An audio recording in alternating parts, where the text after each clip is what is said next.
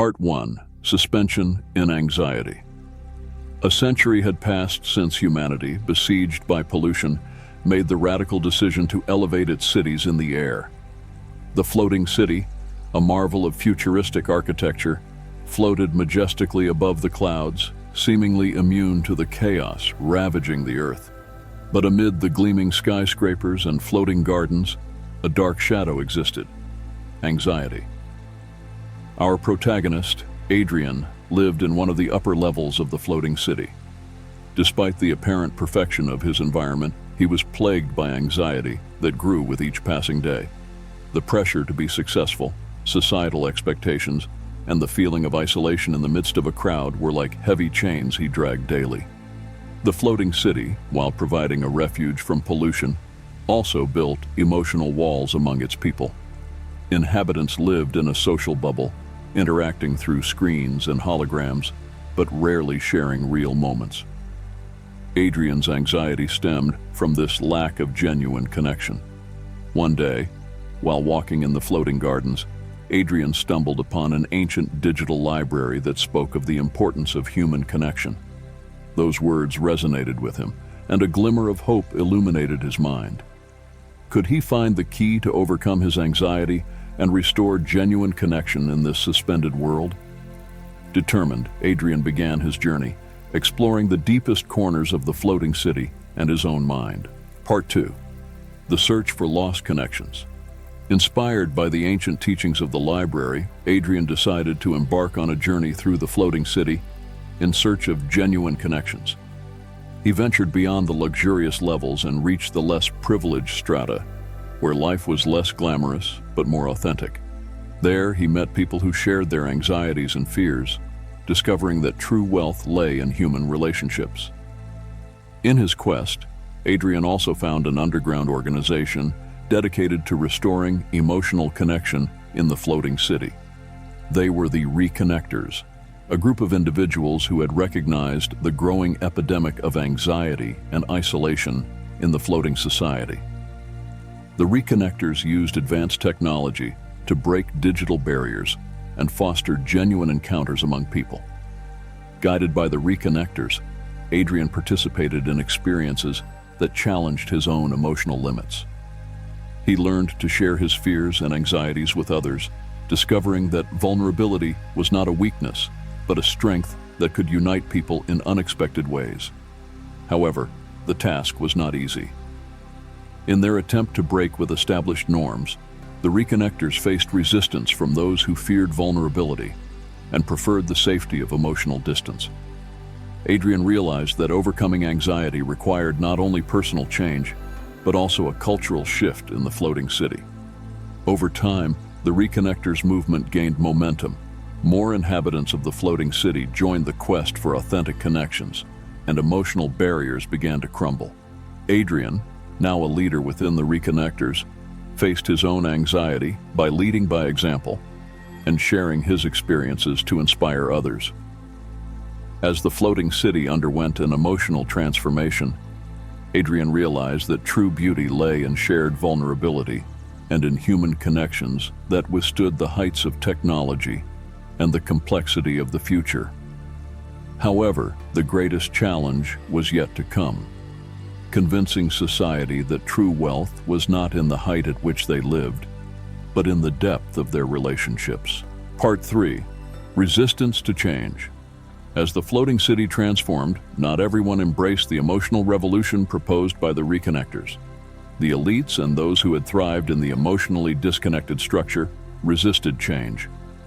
A rift emerged between those embracing vulnerability and those fearing losing control over their emotions. Traditional leaders, concerned about the disruption of stability provided by emotional distance, tried to halt the Reconnectors' progress. They implemented measures to restrict in-person meetings, limited access to technology facilitating emotional connection, and launched disinformation campaigns to sow doubts about the authenticity of the change. Adrian and the Reconnectors found themselves at a crossroads. Resistance to change grew, and the anxiety that had once been personal now manifested socially. They faced legal and social challenges as they struggled to preserve the movement's momentum. However, Adrian's true test was facing his own anxiety, while leading in times of conflict. The pressure of being the visible face of change and doubts about whether the transformation was worth it consumed him. It was then that he remembered the library's teachings, the importance of facing and accepting one's fears for genuine connection. Adrian chose to open up about his own struggle with anxiety before the city. In an emotional speech, he shared his experiences and expressed how genuine emotional connection had helped him overcome his fears. The authenticity of his words resonated with the audience, generating a wave of empathy that countered the resistance. As the floating city witnessed Adrian's courage in facing his anxiety in public, the perception of vulnerability changed. The idea that showing weakness was not synonymous with failure, but with courage took root in the collective consciousness. Resistance began to wane, and emotional transformation became inevitable. The floating city was on its way to becoming a place where authenticity and connection were as valuable as the height at which they floated. Part 4. Elevation of Humanity. As resistance dwindled, the floating city embarked on a new era of emotional connection. Vulnerability was no longer seen as a threat, but as a force weaving society into a network of genuine relationships. Adrian and the Reconnectors continued to lead the transformation, implementing educational programs, promoting emotional intelligence from an early age, and advocating for spaces where people could openly share their emotions. Anxiety, once a taboo, became a normalized topic of conversation, dispelling associated stigmas. Levels of happiness and satisfaction in the floating city soared to new heights. Authenticity and human connection became the pillars of a more equitable and compassionate society. Personal relationships flourished, and anxiety, instead of being suppressed, was treated with empathy and community support. In an unexpected turn, the emotional transformation of the floating city drew the attention of other suspended cities and eventually the mainland.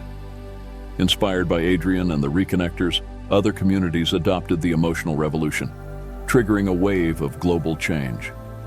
The floating city became a beacon of hope, a reminder that true greatness does not reside in the heights we achieve, but in the depth of our connections. Adrian, once trapped in the clutches of anxiety, became a symbol of courage and resilience. His personal journey to overcome anxiety and lead an emotional revolution left an indelible mark on human history, demonstrating that the courage to face our anxieties can elevate society to new heights of understanding and empathy.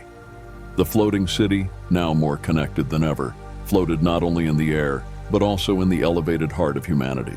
Final reflection. Vulnerability is not a sign of weakness, but of courage. By opening up and expressing our concerns, we allow others to understand our struggles and offer support.